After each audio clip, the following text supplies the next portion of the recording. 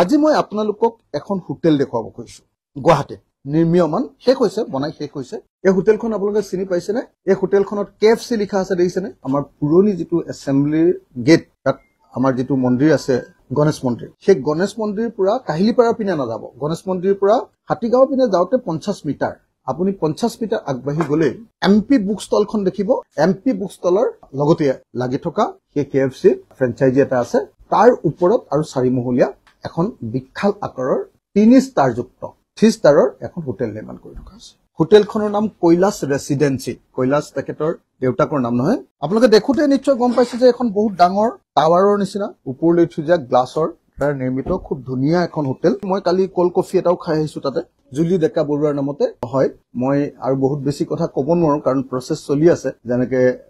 গৰুৰ সাবসিডি 50 লাখ পাইছিলে এবাৰ হোটেলৰ সাবসিডিও সাগে কাৰণে প্ৰসেস বিলাক চলি আছে এনে দেখিবলটো বেয়া লগা নাই ভালে লাগিছে নহয় জানো একদম ধুনীয়া বিল্ডিং এটা তেখেতে নিৰ্মাণ কৰি আছে অসমৰ মুখ্যমন্ত্ৰীয়ে তো কৈছিলে হোটেল বনালে সাবসিডি পায় তেখেতেও প্ৰেছ মিট কৰি থাকোতে হোটেল বনালে যে সাবসিডি পায় আৰু মানুহে যে লৈ আছে আৰু লোৱাটো যে একেবাৰে অবৈধ নহয় সেই কথাটো ন্যায্যতা দিবৰ কাৰণে কেদিন মানৰ আগত কৈ আছিল আৰু তেখেতৰ সেই কথাটো শুনিয়ে তেতিয়া আমি গম পাইছিলো যে এওঁ হোটেল বনাই আছে আৰু তেতিয়া যেতিয়া হোটেল ক'ত বনাই আছে বুলি খুদিলো কেবাখনো হোটেলৰ নাম আহিলে সেইবিলাক লাহে লাহে বাৰু আপোনালোকক আমি আকৌ দিম আৰু হোটেলৰ বাকি ডকুমেন্ট আছে সেইবিলাক আপোনালোকক কেতিয়া দেখাব খোজা নাই কাৰণ সেইবিলাক মই খুব নিয়ম নীতি অনুসৰি উলোৱা নাই মই মোৰ নিজৰ নিয়মত উলিয়াই লৈছো গতিকে সেইখিনি এতিয়া নেদেখো যদি কাৰবাক কোনবা স্পেশাল এক্সক্লুসিভ কৰিব খুজিলে দিব পাৰো হেতু বেলেগ কথা কিন্তু হেতু মই একদম ফৰ্মেলি উলোৱা নাই কাৰণে মই আজিকালি বিধায়ক আৰু ইমানখন কৈ নাথাকো আৰু এনেকে বুলি ভাবিহে মই আপোনালোকক সেইখিনি দিয়া নাই হা আপোনালোকক ইতিমধ্যে হাতে হাতে পত্তাৰ কপিটো দি দিছো সেই হোটেলখনৰ মাটি কিনাৰ তাৰিখটো কোন দিনা জানে 26 এপ্ৰিল 2023 অৰ্থাৎ 26 এপ্ৰিল 2023 দিনা যিদিনা ৰঙিয়াত মাটি কিনিছে সেই দিনটোতে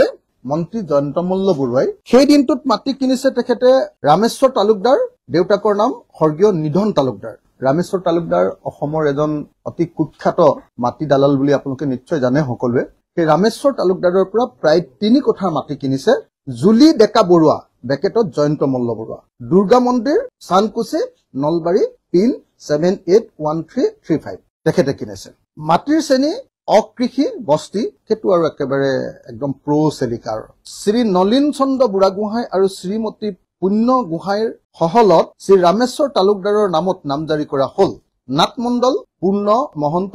চক্ৰ বিষয়া হুকুম চক্ৰ বিষয়াৰ 26/4/2023 নামজাৰি নম্বৰ MET/DIS/2022-23 89839/OMUT হুকুম মৰ্মে 1083 নম্বৰ ডাগৰ 0 বিঘা 2 কঠা 18.79 লেচা মাটি খ দ সূত্ৰে শ্ৰী ৰামেশ্বৰ তালুকদাৰৰ স্থলত জুলি ডেকা বৰুৱাৰ নামত নামজাৰি কৰা হল লাটমণ্ডল আনোৱাৰ হুছেইন চক্ৰ বিষয়া শান্তনু গগৈ প্ৰতিবেদন মৰ্মে জমাবন্দীৰ তথ্যৰ ভিত্তিত উপৰোক্ত মন্তব্য সংশোধন কৰা হল চক্ৰ বিষয়া শান্তনু গগৈ 26 এপ্ৰিল 2023 তাৰিখৰ দিনা এখন তেখেতে জমাবন্দীত তেখেতৰ নামটো সোমাইছে এতিয়া মই আপোনালোকক খুদিব খুজিছো যে এজন মানুহৰ কিমান টকা থাকিলে একেদিনাই ৰঙিয়াত 40 বিঘা মাটি কিনিব পাৰে আৰু একেদিনাই গুৱাহাটীত আটাইতকৈ ধনী এলেকাত যিডখৰ আমাৰ গণেশগুৰিৰ সেই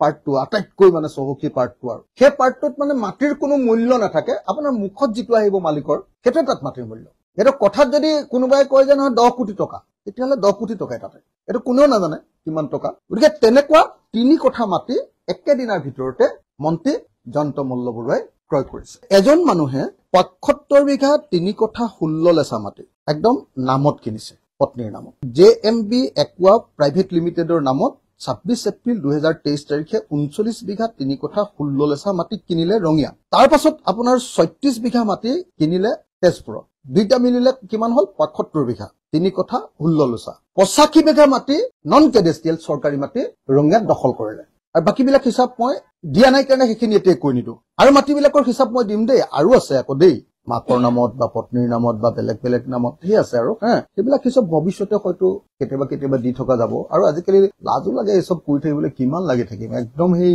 ইউনিভাৰ্চিটিৰ দিনৰ পৰাই এই সব কৰি আছো ন তো সেইকাৰণে লাগি থাকিবলৈ আমনি লাগে আজিকালি সেইকাৰণে বাদ দে এইবিলাক কিমান লাগি থাকিম আৰু এই এনেকে মুনি মানে বেয়া ভাৱ এটা আহি যায় মানে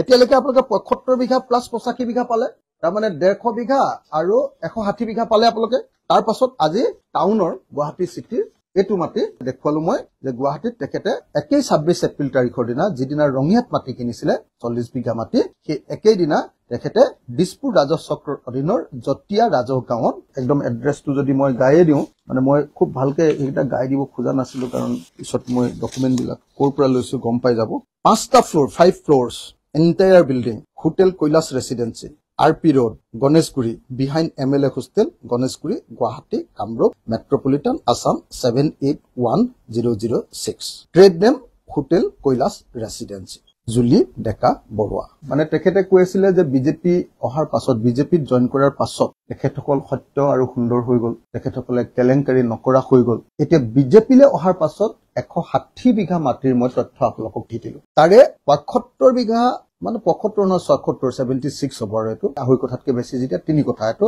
তিনি কথা যেতিয়া হৈ গল হেতু 1 বিঘা ধৰিব লাগিব 76 বিঘা মাটি মিয়াদি পট্টাৰ কিনিছে আৰু বাকি তথ্যখিনি দিয়া নাই দে পিছখিনি দিয়া পাছতে বাকি তথ্য হেইখিনি দিম 85 বিঘা মাটি সৰকাৰি মাটি বেদখল কৰি ৰাখিছে 161 বিঘা মাটি কিনিবৰ কাৰণে মই MLA মোৰ সমানে তেওঁ দৰমহা পায় মন্ত্ৰী হিচাপে আৰু কেটামান হেৰি পায় এলাউন্স পায় তেতিয়ালে 160 বিঘা মাটি কিনিব পাৰিবনে গুৱাহাটীত 3 কোঠা মাটি দিছপুৰত MLA হোষ্টেলৰ কাষত 3 কোঠা মাটি অসমৰ আটাইতকৈ আদ্যবন্ত ঠাইত 3 কোঠা মাটি